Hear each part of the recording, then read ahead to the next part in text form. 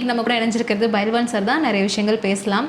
Sir, இன்னைக்கு ரீசெண்டாக Ravi Mohan sir ஒரு ப்ரெஸ் மீட்டுக்கு அப்புறம் மன்னிப்பு தெரிவித்தார். ஏன்னா ப்ரெஸ் மீட்டில் நான் அந்த மாதிரி நடந்துக்கிட்டதுக்கு மன்னிப்பு கேட்குறேன் அப்படின்ற மாதிரி சில விஷயங்கள் அவர் சொல்லியிருந்தார். அதை தாண்டி இன்னைக்கு ஃப்ரெஷ்ஷாக ஒரு நியூஸ் உங்ககிட்ட இருக்குன்னு எனக்கு தெரியும். அதை பற்றி நீங்களே சொன்னீங்கன்னா நல்லாயிருக்கும். என்னை வாழ வைத்துக் கொண்டிருக்கும் யூடியூப் சேனல் நேயர்களுக்கு நன்றியும் வணக்கம்.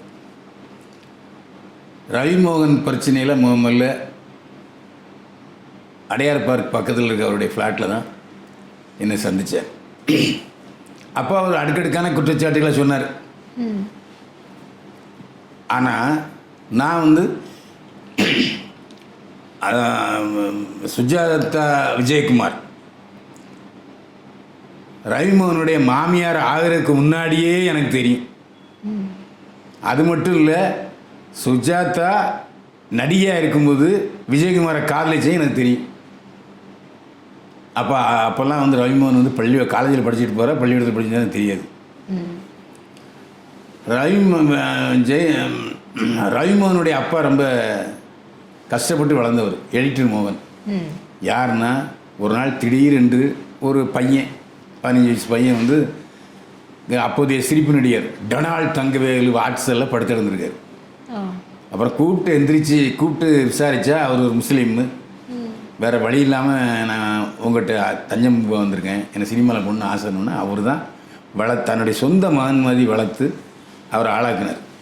ஏன்னா தங்கவேலு, நடிகை சரோஜா 2 பேரும் குழந்தைகள் கிடையாது. எடிட்டர் மோகன் இப்போது இளையராஜா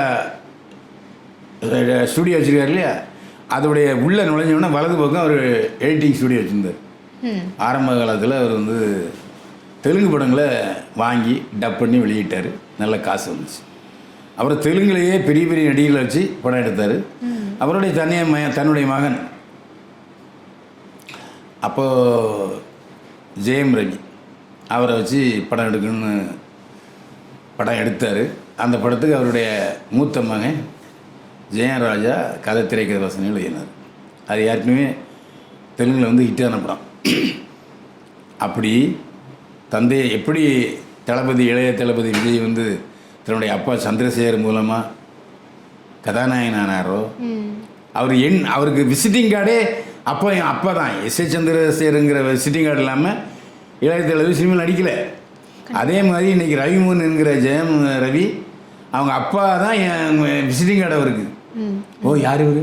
எடிட்டர் மோகன் பையன் அப்படின்னா அவர் ரொம்ப தன்மையானவர். அவர் இன்னும் சொல்ல போனால் ஒரு இஸ்லாமிய தந்தை, அம்மா தெலுங்கானம்மா. அப்படி கலப்பின காதல் திருமணம் ஜோடி செஞ்சவங்களுக்கு தான் பிறந்தவர் ராஜாவும் ரவியும். ஆரம்பத்தில் நான் ஏற்கனவே பல முறை சொல்லியிருக்கேன், சுஜாதா விஜயகுமாருக்கு தன்னுடைய மகள் ஆர்த்தியை ரவிக்கு கொடுக்கறதுக்கு விருப்பமே இல்லை. ஏன்னா அவங்க கோடீஸ்வரர். ஆமாம், இவர் ஒரு வளர்ந்து வர்ற நடிகர். அந்த ஆர்த்தி கண்டிப்பாக நான் ரவியை தான் கட்டுவேன்னு சொன்னாங்க. உடனே எடிட்டர் மோகனுடைய மகன் தன்னுடைய மனைவி அழைச்சிக்கிட்டு போய் சுஜாதா விஜயகுமார்கிட்ட சொல்லியிருக்காரு. ஆரம்பத்தில் அவங்க மறுத்துட்டாங்க. ஏன்னா நாம் தான் ஒரு நடிகை, பையனாவது நல்ல பொண்ணை கல்யாணம் பண்ணணும் அப்படின்னு ஆசைப்பட்டு. இந்த ஆள் என்ன பண்ணாங்க, இப்படி கத்தியெல்லாம் நரம்பு கட் பண்ணிட்டு தற்கொலை முயற்சியில் ஈடுபட்டார் ஜெயம் ரவி. அப்படி கஷ்டப்பட்டு வருத்தி திருமணம் செஞ்சுக்கிட்டார் ஜெயம் ரவி. அப்புறம் எல்லா நேரத்துலேயும் எல்லா படங்களும் ஓடாது. சில நேரங்களில் ஓடும், சில கதைகள் வலு இல்லாத நேரத்தில் ஓடாது. அப்படி ஒரு சூழ்நிலை ரவிமோகனுக்கு வந்துச்சு. அதாவது ஒரு படமே இல்லை. உடனே மாமியார் யாருக்குமே ப்ரொடியூசர். மாமியார் சினிமா ப்ரொடியூசர் மட்டுமல்ல, டிவி தொடர்கள் ப்ரொடியூசர். அந்த அம்மா தயாரித்த டிவி தொடரில் நான் நடிச்சிருக்கேன். அவங்க கையால் சம்பளம் வாங்கியிருக்கேன். எனக்கு அவ்வளோ பெருசெல்லாம் தெரியும். அவங்க தயாரித்த ஒரு மணி நேர டிவி படம் இயக்கியவர் சுந்தர்சி. அதில் கதாவசனம் எழுதினவர் சிங்கம்புலி. அப்போ சிங்கம்புலி நடிக்கலை. அப்போ எவ்வளோ காலத்துக்கு முன்னாலும் பார்த்துங்க. அதான். அப்படிப்பட்ட சூழ்நிலை மருமகன் வேலை இல்லாமல் இருக்கார். மாமியார்கிட்ட பணம் இருக்குது, மாமியார் ப்ரொடியூசர்.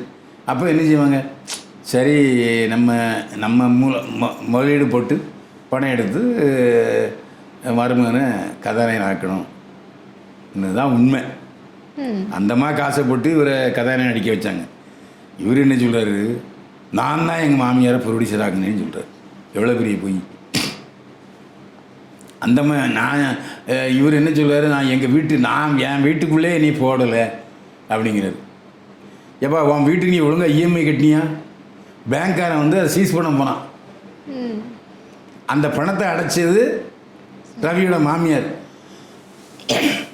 சரி, இவரை யார் அங்கே போய் பார்க்குறதுக்கு தடை பண்ண சொல்லுங்கள், ஏதாவது சம்பவம் சொல்லுங்கள். பத்திரிகைக்காரங்கிட்ட ஒவ்வொரு அம்மன் அழுதார். காரணம் என்னென்னா, வெளிநாட்டு போதை மருந்தை போட்டுட்டு என்ன பேசுறதுன்னு தெரியாமல் வளர்ந்தார். நான் அன்னைக்கே சொன்னேன், ரவிமோகனுக்கு கிறுக்கு பிடிச்சிருச்சு அப்படின்னு. இப்போது அதன் எதிரொலி தான் இப்போ வந்து மன்னிப்பு கேட்குறாரு. நான் எல்லாம் பேசணும் தப்பு, இந்த ஒரு அறிவு கூடவா தெரியாது. கோர்ட்டில் வழக்கு இருக்குது, ஜீவனாம்ச வழக்கு இருக்குது, விவாகரத்து வழக்கு இருக்குது. நீ அதை பற்றி பேசலாமா? இதெல்லாம் கனிஷா பண்ண விஷ ஊசி போட்ட மாதிரி அவரை ஆட்டி வச்சுது. இவரால் கனிஷா விட முடியல. ஆனால் கனிஷா 2 படம் தயாரிக்கிறேன்னு சொல்லி இந்த ஆள்கிட்ட காசை வாங்கி ஆட்டையை போட்டுருச்சு. அப்புறம் இவர் ஒரு படம் டைரக்ட் பண்ணி நடித்தார், அதுவும் பாதியில் நிற்கிது. யோகி பாபு கமிட் பண்ணி அது ஒரு படம் பாதியில் நிற்கிது. இதெல்லாம் இருந்த கையில் காசு பூரா செலவாயிட்டு உடனே ஃபுல்லாக போதையை போட்டு நான் விவாகரத்து கேஸ் முடிகிற வரைக்கும் நடிக்க மாட்டேன்னு ஒரு டுபாக்கூர் வேலை விட்டார். 4 நாள் கழித்து இன்னொரு ப்ரொடியூசர்கிட்ட அட்வான்ஸ் வாங்கிட்டு இப்போ நடிக்கிறேன்னு சொல்கிறாரு. முன்னுக்கு பின் முரணாக பேசுகிறது தான் ரவிமோகனுடைய வேலை. அன்றைக்கி அவ்வளோ தூரம் வந்து அழுது ஒப்பாரி வச்சு ஓன்னு பண்ணார்ல. ஆமாம், பேசி முடிஞ்சு எழுந்து போயிட்டார். யாரையும் கேள்வி வைக்க விடலை. ஏன் கேள்வி கேட்டால் அன்றைக்கே அவருடைய முகத்தில் கழிஞ்சிருக்கு. அவருடைய முகத்திரை கழிச்சு நான் தான் கழிச்சேன். ஏன் அப்படி பண்ணுற நீ? இவ்வளோத்துக்கும் ஜெயரவியுடைய மனைவியும் மகள்களும் ஃப்ரண்ட்டில் ஈசிஆர் ரோட்டில் இருக்காங்க. ஒரு 2 தெருவில் தள்ளி தான் ரவிமோகனும் கிரிஷாவும் வாழ்ந்துட்டு இருக்காங்க. அப்படி நினச்சிருந்தா அவருடைய மாமியார் சுஜாதா விஜயகுமார் கெனிஷாவை என்ன பண்ணியிருக்கலாம்? அதெல்லாம் அவர் பண்ணவே இல்லை. அந்தம்மா ஜீவனாம்சம் வழக்க விவாகரத்து ஃபைல் பண்ணிவிட்டு எனக்கு ஜீவனாம்சம் கொடுங்கன்னு கேட்டிருக்கு. அப்புறம் அந்த கேஸ் அப்படியே போயிட்டு இருந்தோன்னே இடைக்கால நிவாரணம் கொடுங்க, ஏன்னா பசங்களுக்கு ஸ்கூல் ஃபீஸ்லாம் கட்டணும், செலவு இருக்குதுன்னு கேட்டிருக்காங்க. இப்போ அந்த கேஸ் முந்தின நாள் வந்துச்சு.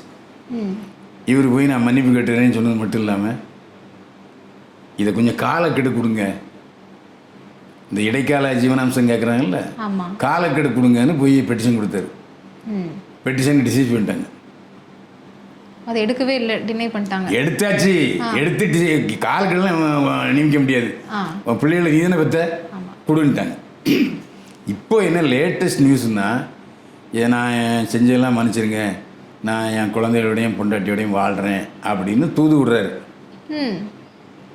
ஆர்த்தி என்ன சொல்லுதுன்னா, உன்னை நம்ப முடியாது, எனது உறுதி பத்திரம் எழுதி கொடு அப்படிங்கிற மேட்ரு போயிட்டுருப்போம். ஓகே, அப்போ கூடிய சீக்கிரம் இவங்க சேர்றதுக்கான வாய்ப்பு இருக்குது. நிச்சயமாக சேரணும். இன்னைக்கு நம்ம தேங்க்யூ சார், இன்னும் நிறைய விஷயங்கள் நம்ம பேசலாம். தேங்க்யூ. மீண்டும் சந்திப்போம். வாழ்க வளமுடன்.